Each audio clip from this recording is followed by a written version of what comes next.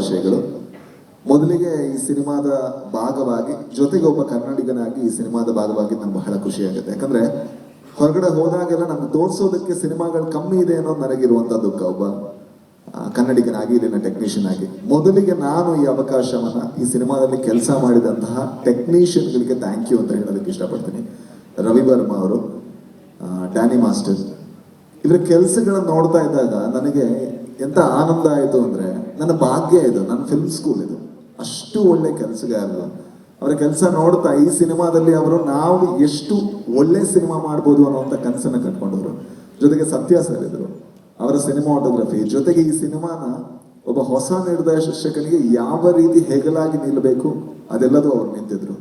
ಜೊತೆಗೆ ಧನು ಮಾಸ್ಟರ್, ಎಲ್ಲಿದ್ದಾರೆ ಧನು ಅವರು, ಅವರ ಕೊರಿಯೋಗ್ರಫಿ ತುಂಬಾ ಒಳ್ಳೆ ಕೆಲಸ ಸರ್, ಥ್ಯಾಂಕ್ ಯು.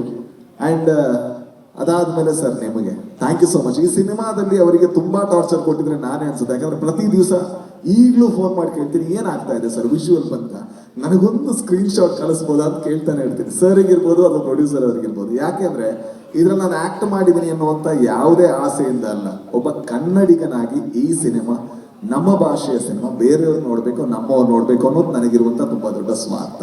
ಅದರಿಂದಾಗಿ ಪ್ರತಿ ಸತಿ ಕೇಳ್ತಾ ಇರ್ತಾನೆ. ಜೊತೆಗೆ ಅರ್ಜುನ್ ಜನ್ಯಾಸ್ ಅವರಿಗೆ ತುಂಬಾ ದೊಡ್ಡ ಥ್ಯಾಂಕ್ಸ್. ಯಾಕಂದ್ರೆ ನಾನು ಈ ಸಿನಿಮಾದಲ್ಲಿ ಮಾಡಲ್ಲ ಅಂತ ಅವ್ರ ಕಾಲಿಗೆಲ್ಲ ಬಿದ್ದಿದ್ದೆ. ಯಾಕೆ ಅಂತ ಹೇಳಿದ್ರೆ ನಾನು ಡೈರೆಕ್ಷನ್ ಮಾಡ್ಬೇಕು ಸರ್, ಕಾಂಬಿನೇಷನ್ ಇದ್ರೆ ಡಿಲೇ ಆಗ್ತಾ ಹೋಗುತ್ತೆ ಅನ್ನೋ ಕಾರಣಕ್ಕೋಸ್ಕರ. ಬಟ್ ಅವರು ಅಷ್ಟು ಒತ್ತಾಯ ಮಾಡಿ ಮಾಡಿಸಿದ್ದು ಇವತ್ತು ನನಗೆ ತುಂಬಾ ಹೆಮ್ಮೆ ಕೊಡ್ತಾ ಇದೆ sir, thank you so much. And Arjun Janya's sir ಅವ್ರ ಬಗ್ಗೆ ಒಂದು ಮಾತು ಹೇಳಬೇಕು. ಆ ಮನುಷ್ಯ ಯಾವ ಕನಸನ್ನ ಕಂಡಿದ್ದಾರೆ ಅದನ್ನ ಅಚೀವ್ ಮಾಡೋಕ್ಕೆ ಅವರು ಯಾವ ಶ್ರಮ ಕೂಡ ಪಡೋದಕ್ಕೆ ತಯಾರಿದ್ದಾರೆ. ಅವರು ನಾನು ನೋಡಿದ್ದೀನಿ 3-4 ದಿವಸ ರಾತ್ರಿ ನಿದ್ದೆ ಬಿಟ್ಟು ಬೇರೆ ಯಾವುದೋ ಕೆಲಸವನ್ನ ಕಂಪ್ಲೀಟ್ ಮಾಡಿ, ಜೊತೆಗಿದ್ರೆ ಮ್ಯೂಸಿಕ್ ಸ್ಕೋರ್ ಮಾಡ್ಕೊಂಡು ಜೊತೆಗೆ ಶೂಟ್ ಮಾಡ್ತಾ ಇರ್ತಾರೆ. ನಾನು ಇಲ್ಲಿ ತನಕ ಯಾವ ನಿರ್ದೇಶಕ ನನ್ನನ್ನು ಸೇರಿಸಿ ಒಂದು ಸಿನಿಮಾಗೆ ಇಷ್ಟು ದುಡಿಯೋದನ್ನ ನಾನು ಯಾವತ್ತೂ ನೋಡಿಲ್ಲ. Thank you so much sir. ಜೊತೆಗೆ ನಮ್ಮ ನಿರ್ಮಾಪಕರು, ಅಣ್ಣನಿಗೆ ಯಾವತ್ತೂ ನಾನು ಫೋನ್ ಮಾಡ್ತಾನೆ ಇರ್ತೀನಿ, ಅದೇ ಅಣ್ಣ ಏನಾಗ್ತಾ ಇದೆ ಅಣ್ಣ, ಬಿಸ್ನೆಸ್ ಟಾಕ್ ಏನಾಯ್ತು, ನನಗೆ ಪರಿಚಯ ಇದ್ರೆ ಯಾರಾದ್ರೂ ಮಾತಾಡಬಹುದಾ ಅಂತ. ಯಾಕಂದ್ರೆ ಅಂತ ಒಳ್ಳೆ ಮನಸ್ಸಿನ ಒಬ್ಬ ನಿರ್ಮಾಪಕ. ಈ ಸಿನಿಮಾಗೆ ಏನ್ ಬೇಕು ನಾನು ಎಲ್ಲ ಕೊಡೋದಕ್ಕೆ ಸಾಧ್ಯ ಅಂತ. ಜೊತೆಗೆ ನನ್ನ ಸಹಿಸ್ಕೊಂಡಂತ ಉಪೇಂದ್ರ ಸರ್ ಮತ್ತೆ ಶಿವರಾಜ್ ಕುಮಾರ್ ಅವರಿಗೆ ಥ್ಯಾಂಕ್ಸ್ ಹೇಳೋದಕ್ಕೆ ಇಷ್ಟಪಡ್ತೀನಿ. ಯಾಕಂದ್ರೆ ನಾನೊಬ್ಬ ಸಣ್ಣ ನಟ, ಮಾಡಿರೋದೇ 10-12 ಸಿನಿಮಾಗಳು, ಅದು ಕೂಡ ಸಣ್ಣ ಸಣ್ಣ ರೋಲ್ಗಳು. ನನ್ನಂತವ್ರನ್ನ ಅಷ್ಟು ಸ್ಪೇಸ್ ಕೊಟ್ಟದಕ್ಕೆ thank you so much sir. ಜೊತೆಗೆ ಅವ್ರ ಜೊತೆ ಯಾವಾಗಲೂ ಶೂಟ್ ಹಿಂದೆ ಇರಬೇಕಾದ್ರೆ, ಶೂಟ್ ಆಗಿ ಒಂದು ಶಾರ್ಟ್ ಆದ್ಮೇಲೆ ನಾನು ಇಂಟರ್ವ್ಯೂ ನೋಡಿತಾ ಇತ್ತು, ಅದೇಂಗ್ ಮಾಡಿದ್ರಿ ಸರ್, ಇದೇಂಗ್ ಮಾಡಿದ್ರಿ, ಈ ಸಿನಿಮಾ ಆಗ್ಬೇಕಾದ್ರೆ ಏನಾಗ್ತಾ ಇತ್ತು, ಉಪೇಂದ್ರ ಸಿನಿಮಾ ಆಗ್ಬೇಕಾದ್ರೆ ಏನಾಗ್ತಿತ್ತು ಅಂತ.